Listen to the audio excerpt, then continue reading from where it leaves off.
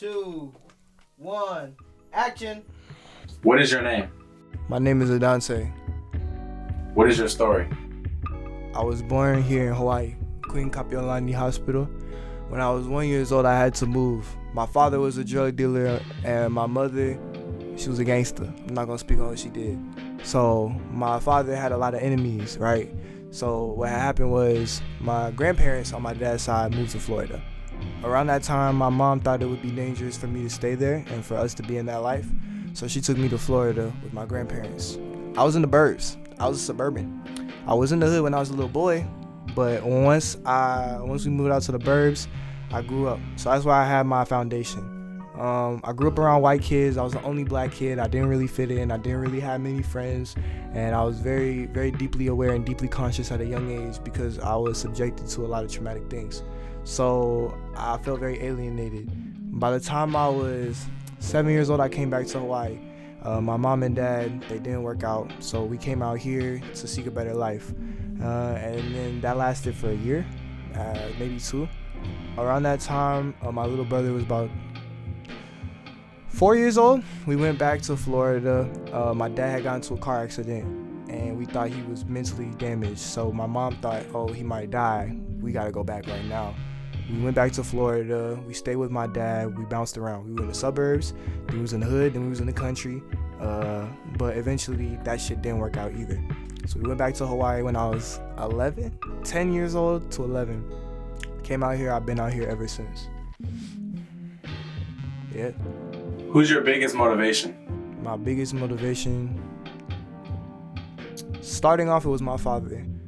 So my father was a rapper, and he was he was a thug, in my eyes at least. But at the time when I was a little boy, I didn't really have any other frame of reference. So I saw him and I thought, that was the highest level I could be. I saw the culture. He was listening to niggas like Lil Wayne, nigga like Waka Flocka, you know what I'm saying, Boosie, you know what I'm saying, shit like that. It was just like the Gucci Mane, you know what I'm saying, the mixtapes, the listen to the track, nigga. That's what I grew up on. I was a nerd, but the culture that I was involved in and the situations I was involved in were really crazy, right? So that was the shit that I felt deep down I was resonating with, right? But on the, you know what I'm saying, surface level, I had to appear a certain type of way to navigate with these people. So it started off being my dad, right? He always used to tell me sky's the limit. We used to freestyle in the car, shit like that. But then it started to come more from an internal place, I'll say. What experiences do you put in your music? I put my lifestyle in my music. I feel like certain people rap a certain lifestyle, but it's not real. How you take 3 days to write a song and you ain't did shit you said in the song? Everything I say comes out immediately, right? But for me, it's a process. Like, some days I can't make music, and it's because I haven't lived enough. I told myself that when I was younger too, that I had to live a certain amount of experiences to even be able to put it in my music, because at that time I hadn't even lived enough. So I put my lifestyle, I put my experiences, whether it be love, whether it be trauma, whether it be anger, whether it be passion, whatever the strongest emotion I'm feeling is, I put that in the music that day. What are your plans for the future? I'm gonna drop a project, and when I drop this project, I'm gonna do it the day I perform. So I have a performance January 19th, right? What I'm gonna do is, there's online tickets and there's in-person tickets. I'm gonna make some merchandise. We had the vision, tap in. And what I'm gonna do is, you buy an online ticket, you get a t-shirt personally shipped to you, right? So that way you're a part of the experience, you're attached. These t-shirts are one-to-one, they're never gonna be printed out again. But this is my first time doing t-shirts. So we just gonna see what's up. When I perform and when I drop, I'm gonna have a single rollout up until that point. So there should be new music coming out soon, if I'm not a cap-ass nigga. I need to go to the studio, I need to see an engineer. We gotta lay down some tracks. Low-key, I just wanna drop that shit raw, because I feel like the raw shit sounds fire. But when I was on the phone with the man that was setting up my performances, and there were songs that I felt were executed to the highest level, he told me I needed to work on my engineering. My ego wants me to say I'm doing it right, but I'm trying to humble myself and separate myself from that thought. I'm going to engineer my shit, drop my shit, and hopefully after this performance, because I'm gonna push content out, right, with me and all of my crew. We're gonna push content out simultaneously, right? What I want to do from there is reach out to other people, perform around the island locally, and then move to the mainland and perform in the States as well. What are things that inspire your music? Things that inspire my music, I say, is other artists. So when I was little, I grew up on Outkast and Kanye. Those are like my biggest inspirations. I remember my mom and dad had a CD book, and it was like 300 CDs in that bitch. So I was young as fuck. I'm just going through the CDs. I couldn't even play them sometimes because there was no CD player. But sometimes it was, and I'll put the CD player in and just play shit. I remember they had this Outkast disc, and it was this fine chocolate woman with a big ass afro, and she had her titties out. And I was like 4 years old. I'm like, I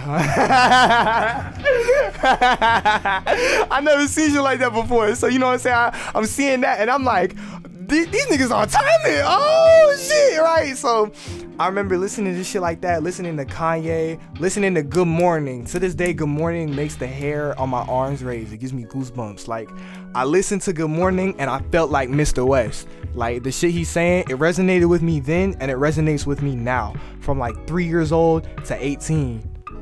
Yeah. Where does your love for music come from? My love for music, I say it was always inside of me. Like, I think people vibrate on a certain frequency, right? And depending on what type of frequency you vibrate on, you'll immediately click with somebody. You ever met somebody, like all the people in this room, you ever met somebody and you instantly felt a connection with them and you didn't even have to speak to them? Just the way they portrayed themselves, the way they responded to situations, the way they acted, and the way they looked in the material world, like in the physical world, the way they physically looked, you just felt drawn into them like they had a gravity. I feel like people vibrate on that same frequency. What was the question? Where does your love for music come from? My love for music, it comes from that vibration. When I was a little baby, my mom and dad would be blasting shit like trap mixtapes, Lil Jon and all that shit, and I'll be kicking in the as a fetus, I'll be kicking in that bitch, and my mom would be like, damn, is this little nigga dancing? I was hit to that shit when I was a little baby. I'm talking about 2-3 years old even. I'll be in the back seat, my grandma would be driving out, and she'd be like, is this little nigga beatboxing? I used to hear symphonies. I still do to this day. But when I was little, I used to vividly hear it because I had no experiences with the world. So I just heard music. I would just hear music. But I'm like, damn, how do I make this come to life? You know what I'm saying? I'll be like, how do I make this come to life? I literally did not know how to make it come to life. So that inside of me just drove me to take it to the point I'm at now, and it drives me to keep going forward. If you had a message to the people watching this video right now, what would you say? If you listen to my music that I dropped before and you thought I was amateur, listen again and you're dead wrong. When I drop this shit, listen again and you can say what you want to say, but you're dead wrong. You said, what's my message to the people listening to me right now? If you give me fake support, fuck you. I don't care about your fake support. Niggas be like, hey bro, I listen to your song, keep doing what you're doing. You don't fuck with me. It's like that shit right now. Don't sit down and tell me you fuck with my music if you don't fuck with my music, because I do not care. I do not need your support. I will get my support from people that fuck with me. I will. If you want to say you fuck with me and you don't fuck with me, you are wasting your time. The only thing I hate is when people are inauthentic to themselves and they waste their time with me. Why would you waste my time and your time doing something that you don't even feel is true? It's stupid.